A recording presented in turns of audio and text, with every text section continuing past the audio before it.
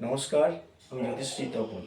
আজকে আমি আপনাদের সামনে শুক্লপক্ষের চন্দ্র এবং কৃষ্ণপক্ষের চন্দ্র সম্বন্ধে আলোচনা করব এবং ভাব বিচার সম্বন্ধেও কিছু আলোচনা করব। প্রথমে বলি আমি শুক্লপক্ষের চন্দ্র। শুক্লপক্ষের চন্দ্র খুব শুভ হয়। শুক্লপক্ষের প্রতিপদ থেকে শুক্লপক্ষের দশমী তিথি অবধি চন্দ্র মধ্যম প্রকার ফল দেয় এবং শুক্লপক্ষের একাদশী তিথি থেকে কৃষ্ণপক্ষের পঞ্চমী তিথি অবধি চন্দ্র খুব পূর্ণ বলশালী হয়। সুতরাং কোনো জাতক জাতিকার হরস্কোপে যদি চন্দ্র শুক্লপক্ষের একাদশী তিথি থেকে কৃষ্ণপক্ষের পঞ্চমী তিথি অবধি হয়, তাহলে তার চন্দ্রের দশা খুব ভালো ফল দেয়। এবার আমি আপনাদের বলি ভাব বিচার। ভাব বিচার হচ্ছে এমন একটা বিচার যেটা খুবই গুরুত্বপূর্ণ বিচার।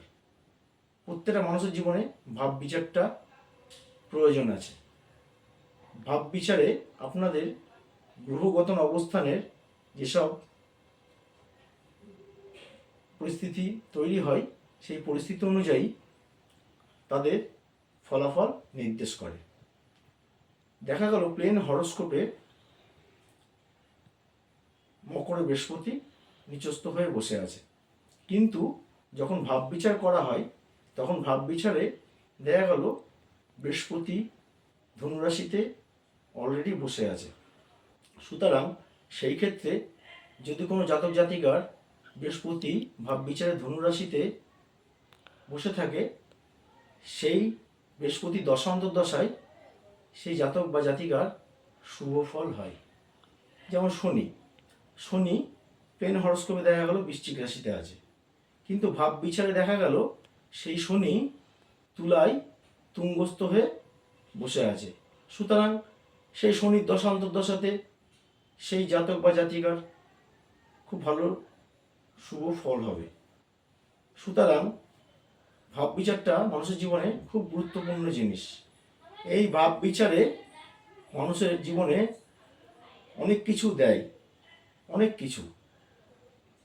আমি যেটা আপনাদের আগেই বললাম যে বলশালী হয়ে বসে থাকলে অবশ্যই রেজাল্ট দেবে। সুতরাং প্লেন হরোস্কোপ দেখে যদি বিচার করা হয়, দেখা গেল বৃহস্পতি নিচস্থ দেখাচ্ছে প্লেন হরোস্কোপে, কিন্তু সেই হরোস্কোপে আপনার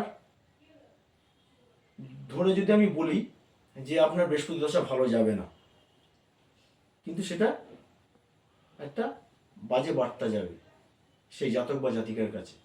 যেহেতু তাকে আমি প্লেন হরোস্কোপ দেখে বললাম, সেহেতু আমারও অ্যান্সারটা রং হয়ে যাবে।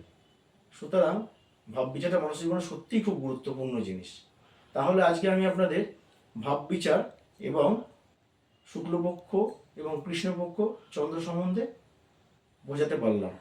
আগামী দিন আমি আরও কিছু আপনাদের সামনে নতুন নতুন জিনিস তুলে ধরব। আর আমার এক দর্শক দাদা আছে, কিংবা ভাই আছে, কিংবা জ্যাঠা জেঠিমা কাকা কাকিমা যারাই আছেন, তাদের মধ্যে একজন আমাকে কমেন্ট করেছে যে মীন রাশির 2025 সাল কেমন যাবে। তা সেই দাদাকে আমি বলছি যে মীন রাশির 2025 সালের বিচারটা আমি সামনে ডিসেম্বর মাসে করে বলবো তোমাদের। তা আজকের মতো এই পর্যন্ত। যদি ভালো লেগে থাকে তাহলে আমার পাশে আপনারা থাকবেন এবং আমাকে আশীর্বাদ করবেন, যাতে আমি আরও ভালোভাবে সব কিছু আপনাদের সামনে তুলে ধরতে পারি। আজকের মতো এই পর্যন্ত। নমস্কার।